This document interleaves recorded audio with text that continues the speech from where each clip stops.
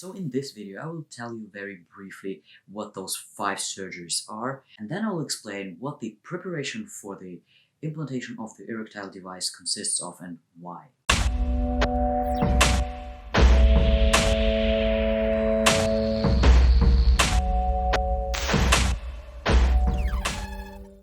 I would like to welcome you into my journey of my FTM transition, and this time it's going to be the implant of an erectile device.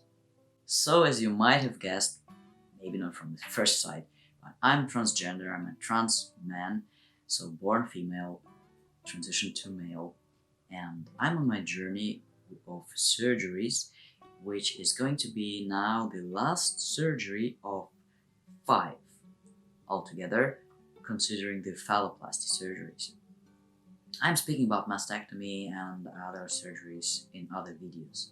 So in this video, I will tell you very briefly what those 5 surgeries are and why there are 5, and then I'll explain what the preparation for the implantation of the erectile device consists of and why. I just realized that I haven't introduced myself, so my name is Dimi, I'm 38 years old, I'm Russian, so that's the accent probably, I live in Germany, so that's the accent probably, I used to live in the UK, so maybe that's the accent. But anyway, I am an FTM, a transgender man, undergoing transgender surgeries. Different surgeons do this differently in different countries. So in Germany, in the hospital I am at, there are 5 surgeries. They often speak about 2 phalloplasty stages, but in my case, they speak about 5 stages. For the cisgender people, or people who are not really familiar with the transgender topic, I'm gonna explain that. If I'm speaking about genitals, it might be triggering to some transgender people. So that's why I'm going to name them the junk, or I'll say the opening instead of the vagina, or I'll say that area or something like that. If something is not understandable, I will maybe then say the term, which is really naming the organ. It might be necessary, and then I'll do it just once.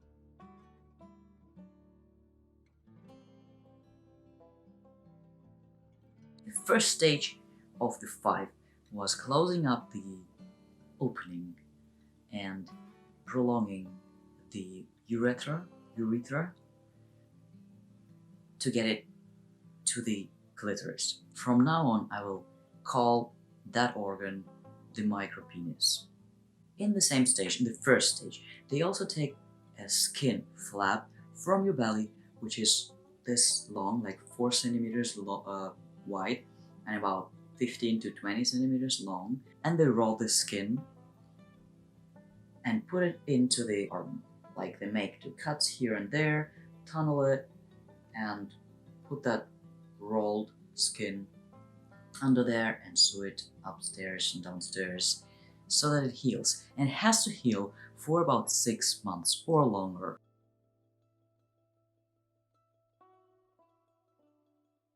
This second stage is the most important stage. Surgery takes 8 hours, and what they do is basically they take a skin flap here from your forearm with the rolled in skin, which is the new urethra.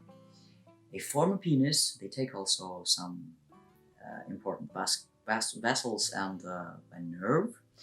They connect the nerve to the micropenis's nerve, which is one of the branches of it, and they connect the new urethra to the lengthened urethra, which was prepared for in the first stage. And yeah, that's the new penis. Basically, that's what they actually normally do in the first stage when people speak about 2 stages.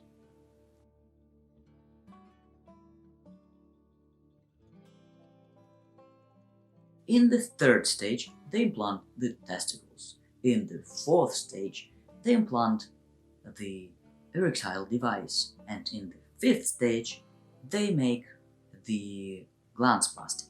In my case, the Glanceplasty was the 4th surgery and the fifth is now the pump, the erectile device. Why? Because there was a small complication and they had to take care about that. So when people speak about the second stage, they speak about implantation of the testicles and the erectile device together, mostly. But it can vary from surgeon to surgeon, from country to country, as I said, and don't take my word for it. There are other FTM guys on YouTube which are explaining the two stages in other countries.